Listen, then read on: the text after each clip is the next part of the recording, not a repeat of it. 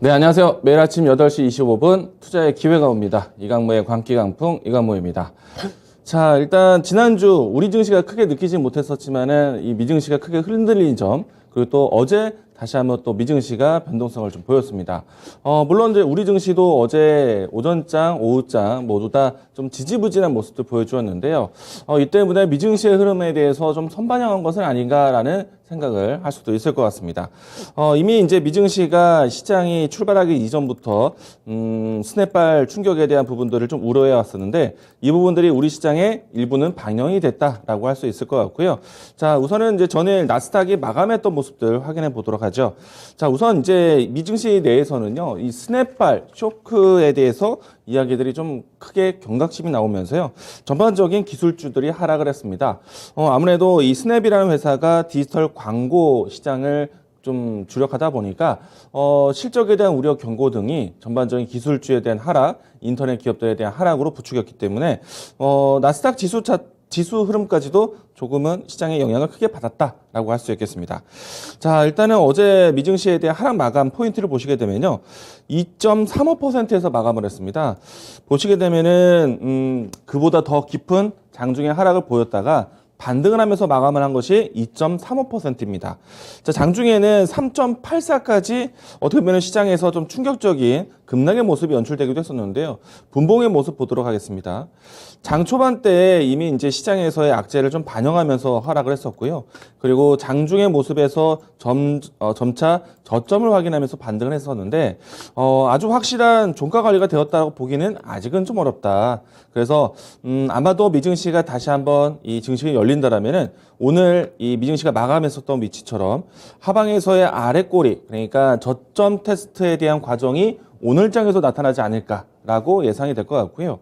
자, 보시게 되면은 11,000포인트 기점으로 해서 지수 반등 테스트를 했는데 일단 일본에서 이 바이든 대통령의 순방까지 마치고 가는 시점, 얼마만큼의 이 보따리를 가지고 미증시 내에서는 반겨줄지, 이 내용들이 또 중요할 것 같고요. 그리고 또 중요한 것은 이 IPEF와 같은 중요한 기구를 아시아 순방 중에서 약속을 해보면서 전반적인 이 공급에 대한 균형을 맞춰가는, 미국 안에서는 좋은 점일지 모르겠지만 전반적인 아시아 증시는 반중 연대에 대한 걱정을 하고 있습니다. 그래서 이 포인트가 맞아떨어져서 이 11,000포인트에 대한 지지가 될지는 뚜껑을 좀 더 열어봐야 되지 않을까. 오늘 아랫꼬리가 깊게 나왔지만은 아무래도 이 시장에서는 경각심을 좀 경제를 할 수 있는 이벤트들이 있다 보니까 시장을 조금은 오늘 장은 좀 보수적으로 좀 보자라고 이야기 드리겠습니다. 자, 여기에서 이제 우리 증시에 대한 흐름들을 좀 비교해 볼 것인데, 자, 지수 차트를 보시게 되면은 코스피에 대한 지수 차트, 전일 같은 경우에는 장중에요, 오전장부터 해서 오후장 끝날 때까지 내내 밀리는 추세로 마감을 했습니다. 아무래도 시장의 투자 심리가 무거운 상태에서 증시를 마쳤기 때문에 아마도 오늘 미증시에 대한 하락 마감이 오늘 장 초반 출발 때부터 해서 상당히 영향을 받고 출발하지 않을까 생각을 합니다. 그러니까 어제 증시의 선반영도 있었겠지만은 그럼에도 불구하고 오늘 시초가에도 부담을 느낄 수밖에 없다라고 할 수 있겠고요.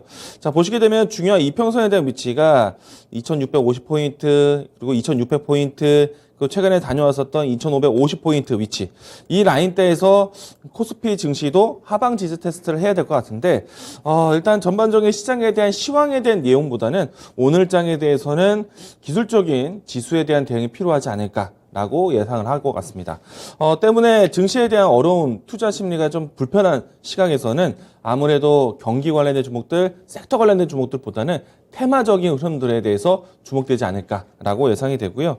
자, 일단은 저는 계속 이야기 드리지만은 어제 미증시에 대한 내용들보다 앞으로 바이든 대통령이 본토로 돌아갔을 때 중국에서의 어떤 이야기들이 나올지, 이 내용들이 가장 중요하지 않을까라고 계속 반복적으로 이야기 드리고 있습니다. 이 때문에 이번 주 주중은 계속해서 시장을 좀 관망할 필요가 있지 않을까라고 이야기 드리고 있고요.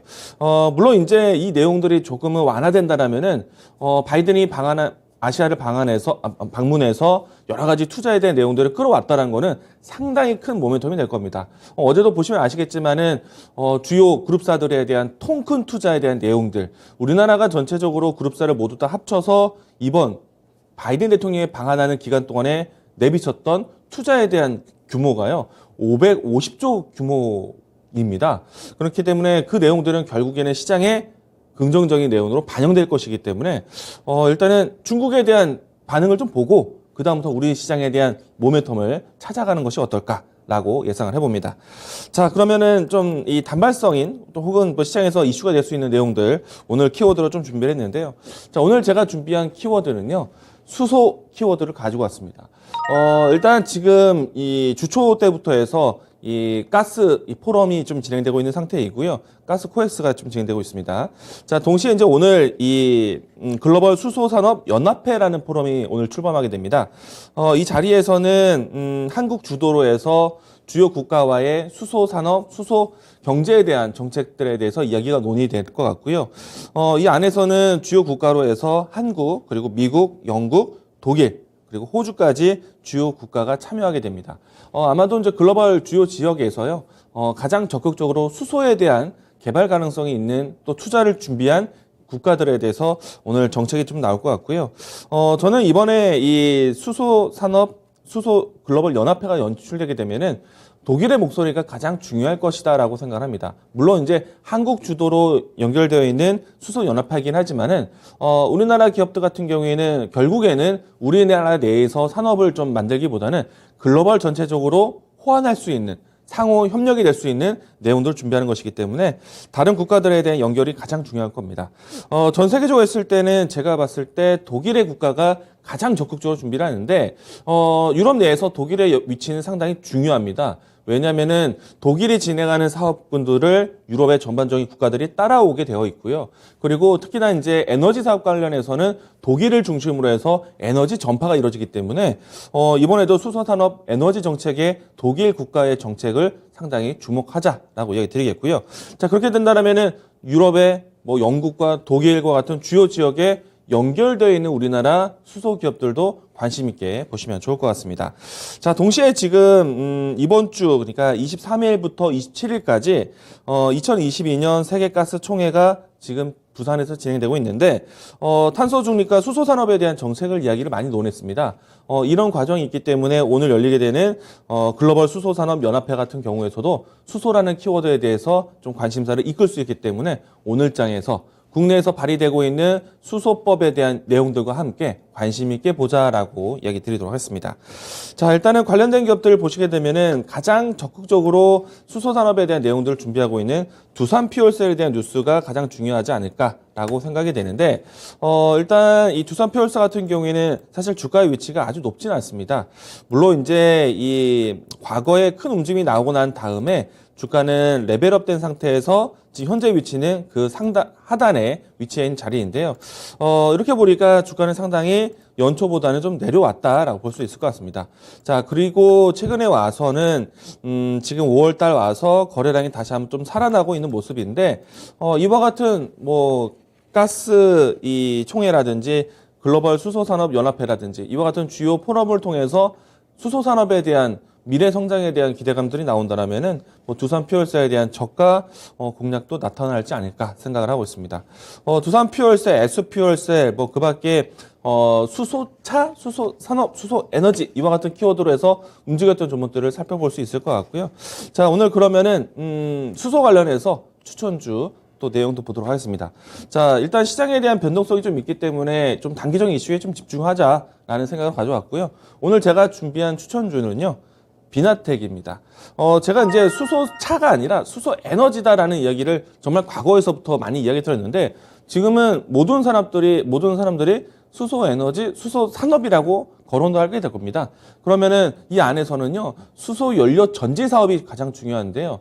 수소를 만드는 과정과 또 저장하는 기술과 또 운반하는 모빌리티, 이와 같은 내용들과 동시에 수소를 저장할 수 있는 기술이 필요합니다. 그게 수소연료 전지, 수소 충전과 같은 내용들인데요. 자, 일단은 비나텍 같은 경우에는 슈퍼 커패시티와 그리고 수소연료 전지 소재를 만드는 회사인데요. 우리가 이제 지난 이 연말 때, 2021년도 연말 때와 그리고 2022년도 상반기에 이 주요 국가와의 협력 구성이 상당히 많이 발표되었습니다. 이 때문에 수소 관련된 수소법에 대한 개정에 대한 목소리가 계속 이야기되고 있는데 올해 같은 경우에는 한국과 미국이 수소 합작법인을 국내에 또 준비를 했습니다. 이 내용들이 나왔을 때 관련된 종목들이 변동성이 나왔는데 이 때문에 또 같이 볼 수 있는 비나텍 보시면 좋을 것 같고요. 특히나 국내 안에서는 일찌감치 수소 에너지 사업에 대한 이 프로젝트를 진행했을 때 이 건물용 수소 연료 전지에 대한 시장 정책을 펼치고 있었습니다. 이 내용들도 어느 정도는 국정 과제가 마무리되는 과정이 있다라고 생각이 되는데 일단 그 안에서도 조력을 하고 이제 큰 역할을 하고 있기 때문에 비나텍 앞으로 이제 수소 연료 전지 사업에 대한 시장에 대한 뉴스가 나온다라면은 관심을 꼭 둬야 된다라고 이야기 드리겠습니다. 자, 그리고 이제 또 한 가지 또 이야기 드리면요. 수소 에너지 관련된 수소 전지에 관련된 또 주요 기업이 올해 상장을 준비합니다. 그 기업이 상당한 시장 점유율을 가지고 있기 때문에 그 기업에 대한 상장 효과도 기대해 볼 수 있지 않을까 생각을 합니다. 자, 일단은 비나텍 주가 흐름 보면서 종목에 대한 가격 전략 보도록 하겠습니다. 자, 비나텍 주가 차트를 보시게 되면은 두산 퓨얼셀과 사실 비슷한 위치에 있습니다. 박스권이 현재 진행되는 상태에서 진행되고 있고요.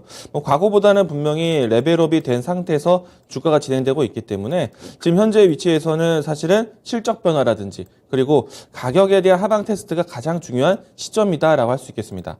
자, 주가를 보시게 되면은 연초보다는 분명히 내려와 있는 위치이긴 하지만은 하방 지지에 대한 부분들은 좀 다시 한번 테스트를 한 상태에 있고요. 주가를 보시게 되면은 하방에서는 37,500원 라인대 그리고 현재 위치도 박스권에서 진행되고 있는데 충분히 이 라인대는 돌파할 수 있지 않을까 생각을 하고 있고요. 자, 이 종목에 대한 접근은 41,000원에서 42,000원 하단에 있는 박스권에 대한 이 중턱까지 보도록 하겠고요. 이 종목에 대한 1차적인 목표가는 다음 박스권 상단에 대한 위치로 돌아가는 모습 보겠습니다. 1차적인 목표가는 49,500원, 손절 라인대는 36,500원 제시하도록 하겠습니다. 자, 일단은 시장이 좀 어렵다고 판단될 수 있는 분위기입니다.